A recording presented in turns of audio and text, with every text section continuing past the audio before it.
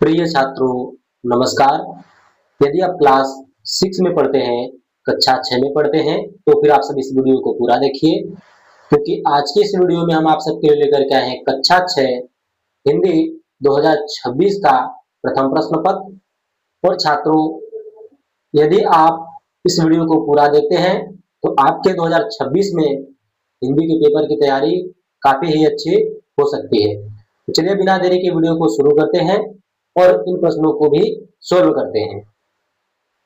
छात्रों, आपको पूर्णांक 80 मिलेगा और समय आपका 3 घंटा रहेगा।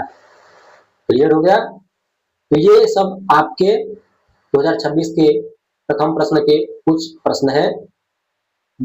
तो पहले में क्या है? भाग अ, अपठित गद्यांश। तो इसमें आपको 5 नंबर मिलेगा। ये 5 अंक के लिए रहेगा। तो गद्यांश क्या दिया है? तो लिखा है गद्यांश पढ़कर प्रश्नों के उत्तर दीजिए। तो पहले आपको इन गद्यांश को पढ़ना रहेगा, फिर इसके उत्तर को आपको देना रहेगा। ठीक है? तो चलिए गद्यांश को पढ़ लेते हैं, फिर हम इसके उत्तर को भी देखेंगे। पढ़ाई हमारे जीवन का आधार है। पढ़ाई से हमें ज्ञान, संस्कार और सफलता मिलती है। शिक्षा ही हमें अंधकार से प्रकाश की ओर ले जाती है। तो ये आपके गद्यांश थे। तो गद्यांश को यदि आप पढ़ लेते हैं, तो आप इसके उत्तर को भी आप ढूंढ पाएंगे। तो पढ़ाई से हमें क्या मिलती है? तो इसका उत्तर है, पढ़ाई से हमें ज्ञान, संस्कार और सफलता मिलती है। क्लियर हो गया? ये आपका पहला प्रश्न था। दूसरे प्रश्न को भी देख लेते हैं। तो दूसरा प्रश्न क्या है? शिक्षा हमें कहां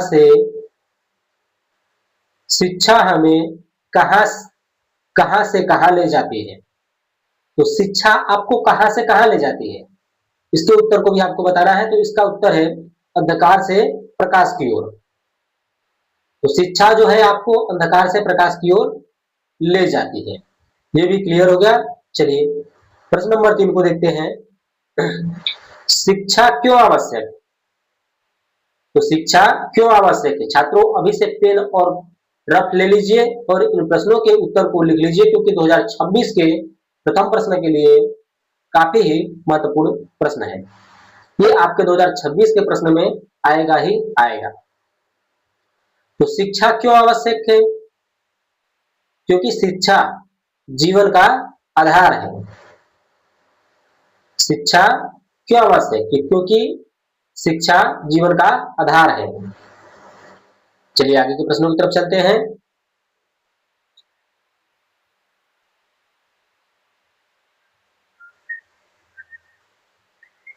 अब आपका आ गया प्रश्न नंबर 4।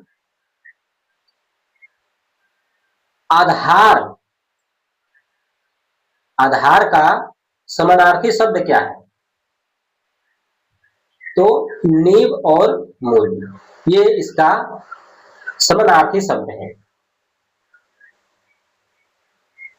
प्रश्न 5, इस गद्यांश का शीर्षक लिखिए।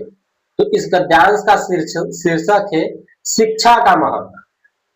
क्योंकि ये बात शिक्षा के बारे में कर रहा था, इसलिए शिक्षा का महत्व। अब भाग दूसरा। तो चलिए भाग दूसरे के प्रश्नों को भी हम देख लेते हैं। छात्रों, यहां से आपका भाग दूसरा शुरू होता है। तो भाग दूसरा में क्या दिया है? भाग ब, अपठित गद्यांश। इसमें भी आपको 5 नंबर मिलेंगे। गद्यांश और ये पद्यांश हो गया आपका। तो उसमें 5 नंबर, इसमें 5 नंबर, 10 नंबर आपके ऐसे ही फिक्स हो जाते हैं। तो देखते हैं क्या दिया है।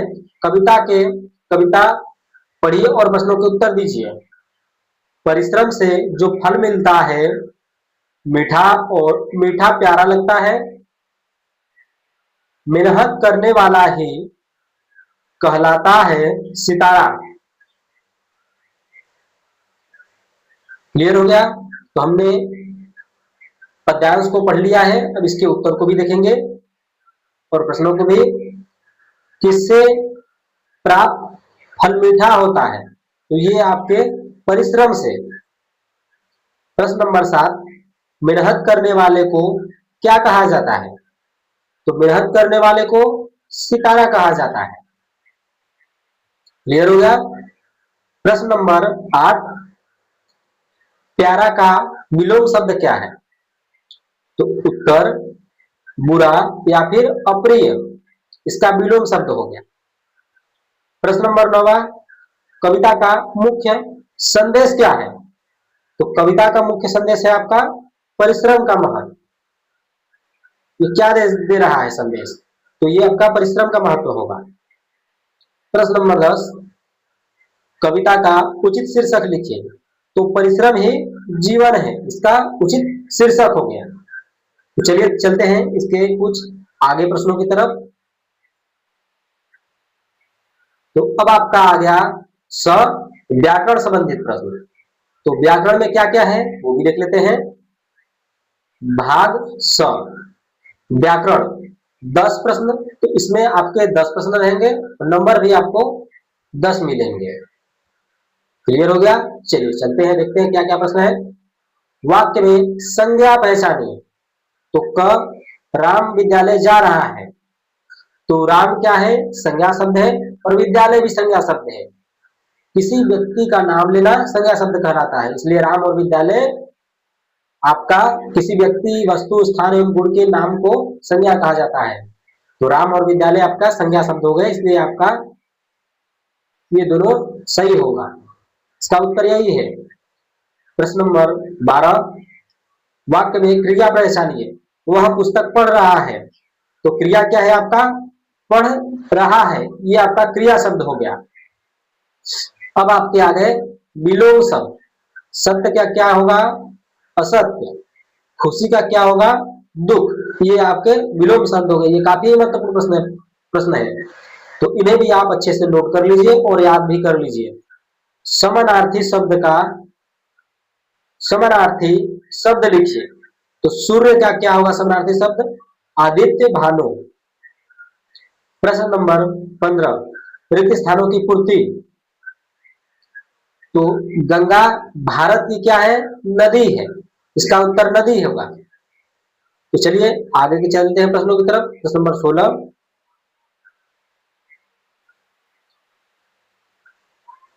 तो प्रश्न नंबर 16, सही विशेषण भरिए। आकाश नीला है। तो आकाश क्या है? विशाल नीला है, तो इसका ये उत्तर होगा। प्रश्न नंबर 17, शब्द भेद बताइए मधुर का। तो ये इसका क्या शब्द भेद है? तो ये एक विशेषण है। और प्रश्न नंबर 18, विद्यालय शब्द किस संधि से बना है? तो आपका ये बना है विसर्ग संधि, विद्याधन आलय, तो आपका हो जाएगा विद्यालय। प्रश्न नंबर 19, स्त्रीलिंग शब्द लिखिए। पुत्र, पुत्री,